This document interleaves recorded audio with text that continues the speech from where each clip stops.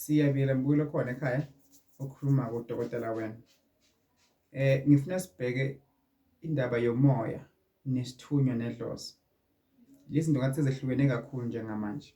But-ke akekho umuntu esizomsola masimbleme.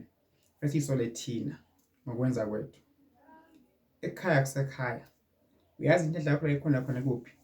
Isekhaya kini lapho khona belela khona endlini zotshani ezindaleni zasekhaya kini wathatha into thina hamba nokho kwenye indawo. But labantu abadala abahamba emhlabeni bahamba banishiya nisahlala la.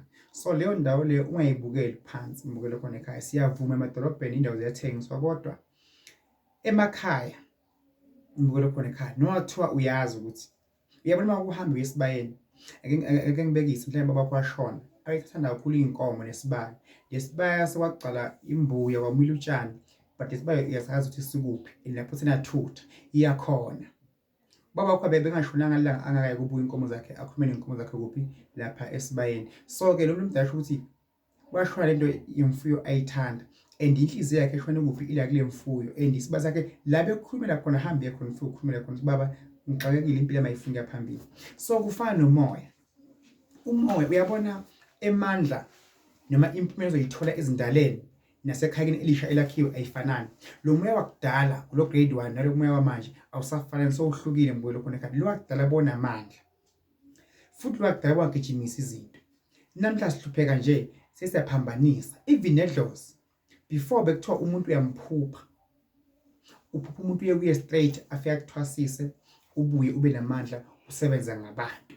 Kodwa manje akusenzeki lo. Ngathiwa into eningi seziyaphambana sesahamba endlela ihamba ngakhona. Benazi ukuthi even esidumbu benindlela yakhona yokusibuka sabuka wonke umuntu. Even ekhaya ebaleni ipibi bekaphakanyiswa ipibi. Umese bongaphakanyiswa ekhaya ebaleni. So sokumoshakela kakhulu ini lesintu sethu imbukelo khona ekhaya. So indaba yomoya imbukelo khona ekhaya. Umoya bowehla moya entabeni, wehla ungene emanzini, wehla uthandaza, wehla ugijima sigucu.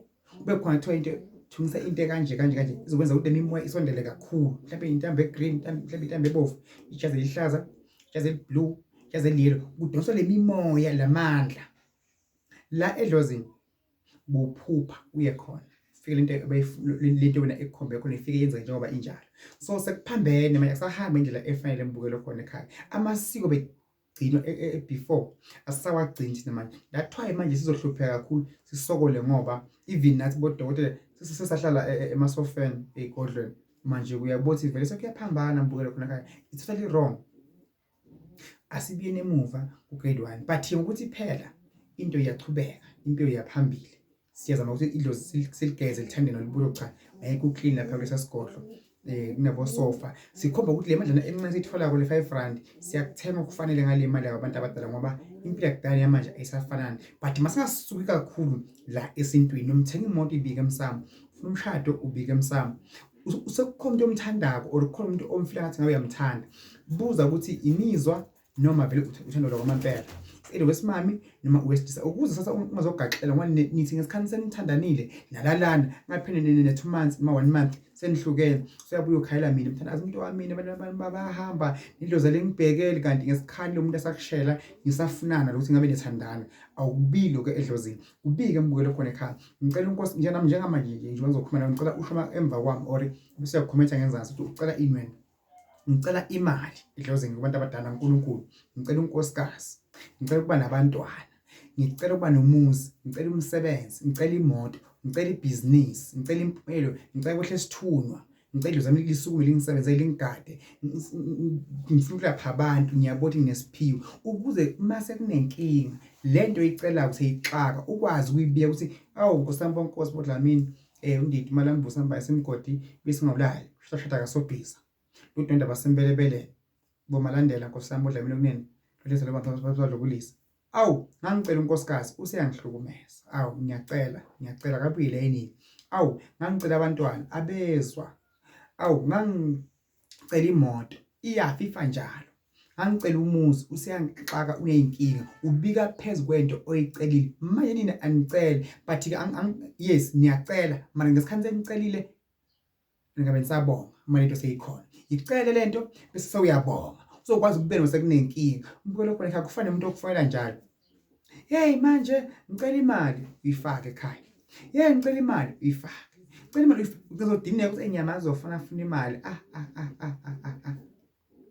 ake athi benguhlola bengubingelela njengamanje nje angigule lokho lokubuhlungu khona ngiyabonga edlozini uNkulunkulu ukuthi ngiyaphila ngilala ngidlile ngiright the day nginamali ngizokwazi ukukhala the day ngithola imali eningi ngizobonga nginaloku nikhala umphela njengakhulu abantu abaningi balapha bendabuko balapha South Africa wonke Swaziland Botswana balapha bendabuko net inabantu aninele into ekunikeza umuthi na umuthi uthola umshado ushada bese kuba nenkenyana ayiswayikho into eyinyanga no kubonga lokho kuncane okwenzekile ngikunikile isiwasho mina akunika ikhandlela akunikeza umuthi ngimlapha endabuko ngisangoma ngenyanga ngiyini ngoba khona evulekayo shana ukuthi nima ngake fike egcinene umuntu wenkosi but ngibonile imehluko afikile amaphupho lebe angixaka kakhulu ungafuni konke osemhlabeni asikho konke mbukelo khona ekhaya mangunikeza ngithi mina bamba so ungafuni ingalo yonke ungakwenze lokho ngoba nami ngenze mina konke uNkulunkulu khona ngiphe wona ungiphe isithunya